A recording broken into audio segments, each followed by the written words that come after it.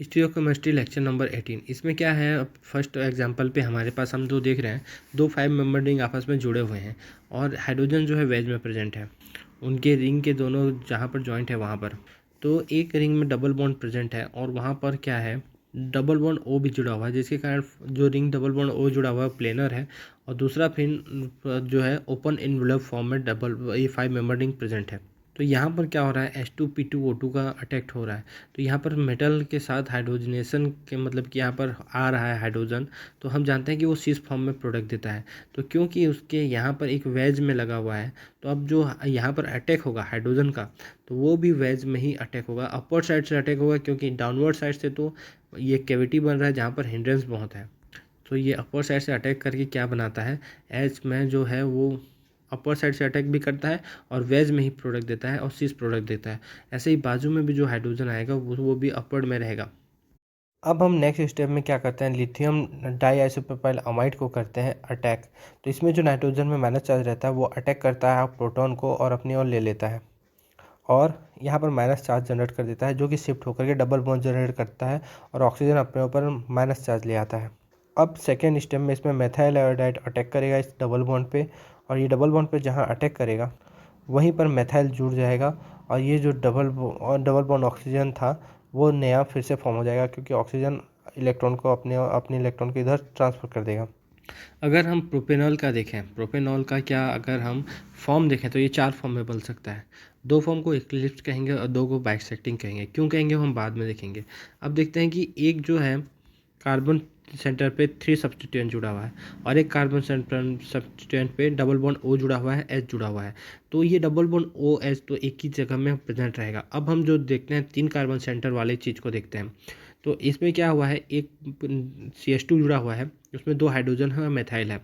तो एक बार मेथाइल क्या होगा, वो डबल बॉन्ड ऑक्सीजन के पैरेलल होगा और एक बार क्या होगा, डबल बॉन्ड ऑक्सीजन के पैरेलल होकर के हाइड्रोजन एक बार उसके पैरेलल होगा और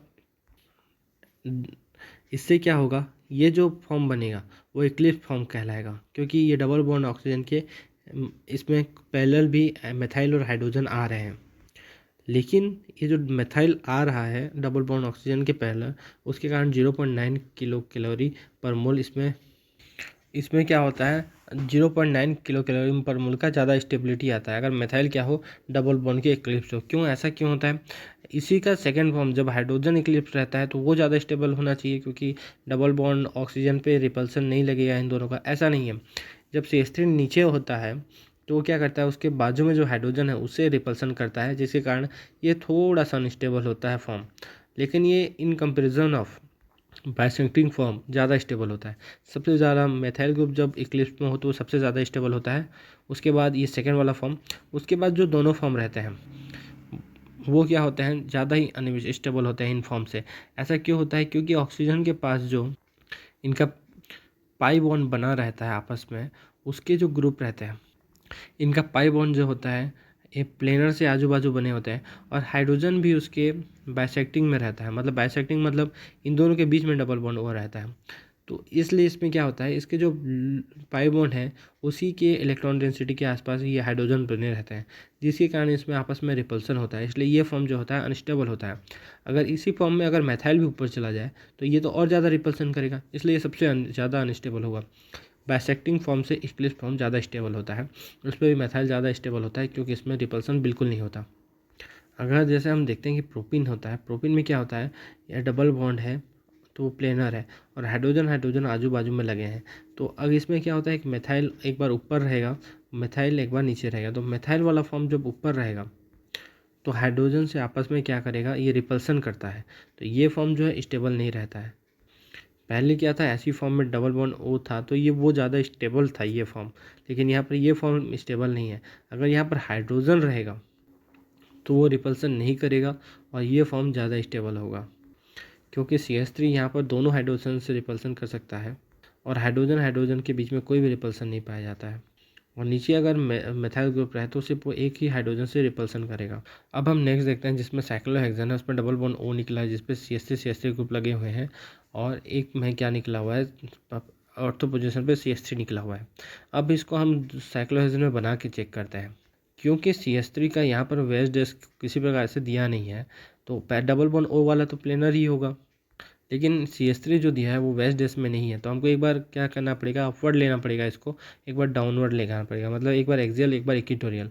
तो जब हम इसको इक्वेटोरियल लेते हैं तो इसमें CH3 में आपस में क्या होता है, एक नया प्रकार का क्या लगता है, स्ट्रेन लगता है, जिसको हम कहते हैं एलाइलिक 1,3 स्ट्रेन कहते हैं। जैसे कि अगर मैथाइल ग्रुप जैसे कि किसी भी डबल बॉन्ड में एक साइड प्रेजेंट रहते हैं सिस फॉर्म में, तो उनमें जो रिपल्सन लगता है वो होता है रिपल्सन। लेकिन अगर उस डबल बॉन्ड में CH2 में CH3 जुड़ा हो और CH3 जुड़ा हो तो ये दोनों और आपस में पास में आ जाते हैं और इसके कारण रिपल्सन और ज़्यादा लगता है। ऐसा ही इस यहाँ पर जब इक्वेटोरियल में CH3 को ले जा रहे हैं तो ऐसा ही प्रोसेस हो रहा है, यहाँ पर रिपल्सन बहुत ज़्यादा लगता है। इसलिए इस CH3 यहाँ पर एलाइलिक 1,3 स्ट्रेन लगने के कारण यहाँ पर स्टेबल नहीं होता है, जबकि एक्सियल में लेने पर यह ज़्यादा मोर स्टेबल होता है। भले ही वो 1,3 डाई एक्सियल स्ट्रेन ला रहा हो, 1,3 डाई एक्सियल इंटरेक्शन होने के बावजूद ये यहाँ पर ज़्यादा स्टेबल होता है। अब जो है हम एनोमेरिक इफेक्ट के बारे में बात करेंगे। जैसे कि ऑक्सीजन प्रेजेंट है, ऑक्सीजन से बाजू कार्बन में जो है अगर कोई मोर इलेक्ट्रोनेगेटिव ग्रुप आता है तो वो क्या होगा, उसके एक्सियल प्रेजेंट रहता है। इसके ऐसी एक्सियल आने को ही एनोमेरिक इफेक्ट कहते हैं और ये एक्सियल फॉर्म जो है ज़्यादा स्टेबल होता है। जैसे कि हम एग्जांपल देख रहे हैं यहाँ पर कि जैसे कि डबल बॉन्ड यहाँ पर रिंग में ऑक्सीजन प्रेजेंट है, उसके बाजू में ये क्लोरीन आ रहा है, तो क्लोरीन जो है सिस फॉर्म में भी हो सकता है और ट्रांस फॉर्म में हो सकता है। मतलब हम क्या बोल रहे हैं सिंस ट्रांस से कि ये गलत कॉन्सेप्ट है। सिंस ट्रांस एक बार एक्सियल हो सकता है, एक बार इक्वेटोरियल हो सकता है। तो जब वो इक्वेटोरियल होता है तो क्या होता है कि इसमें ऑक्सीजन में माइनस चार्ज रहता है, डेल माइनस, वो अपनी और इलेक्ट्रॉन डेंसिटी को खींच के रखता है। क्लोरीन भी ऐसा करता है, जिसके कारण इसमें डायपोल डायपोल इंटरेक्शन होता है और डायपोल डायपोल इंटरेक्शन जो होता है अनस्टेबिलिटी लाता है, क्योंकि ये दोनों सेम चार्ज के हैं। अगर ये अपोजिट चार्ज के रहते तो यहाँ पर स्टेबिलिटी लाता। अगर अगर यही बस रीज़न नहीं है, अब हम देखते हैं कि जब Cl जो है एक्सियल होकर जाता है तो क्या होता है कि इसका जो अगर न्यूमन फॉर्म में देखें इस कार्बन सेंटर दोनों को निकाल कर, तो इसमें क्या होता है कि इसके Cl के बाजू में इसका सिग्मा स्टार बनता है। सिग्मा बॉन्ड है यहाँ पर Cl और कार्बन के बीच, तो इसका सिग्मा स्टार इसके अपोजिट बनता है।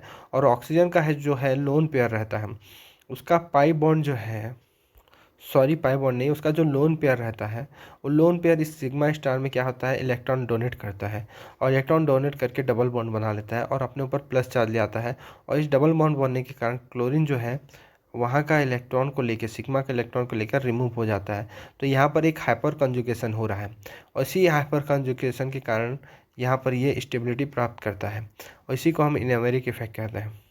तो एनोमेरिक क्या होता है, एनोमेरिक इफेक्ट की साइक्लोहेक्सेन मेमोरी, वहाँ पर हेटेरोएटम है और हेटेरोएटम के बाजू में जो कार्बन सेंटर है उस पर अगर एक आ रहा है क्या मोर इलेक्ट्रोनेगेटिव एटम, तो वो हमेशा क्या उसके एक्सियल आता है।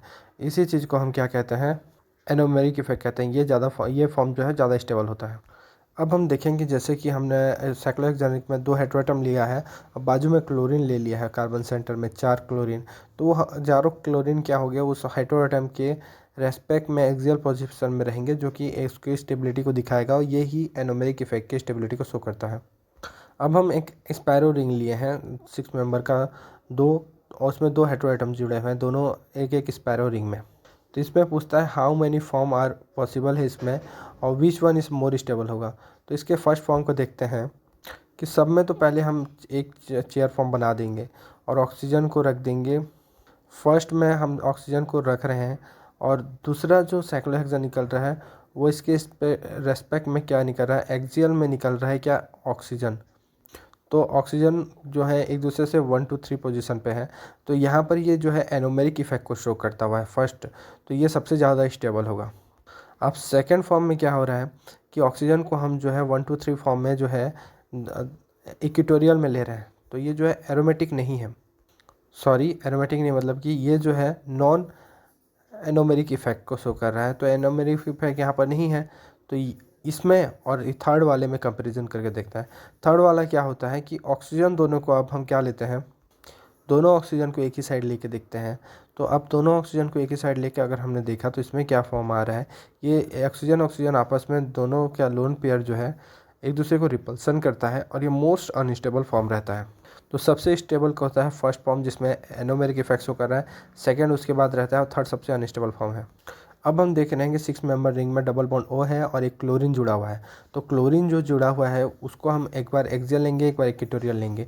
तो एक बार इक्वेटोरियल जब ले रहे हैं तो उसमें ऑक्सीजन में क्या आ रहा है, और डेल निगेटिव आ रहा है, और दूसरे क्लोरीन में भी डेल निगेटिव आ रहा है।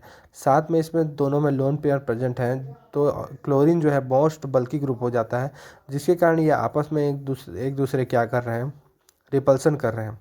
तो ये फॉर्म जो है अनस्टेबल रहता है।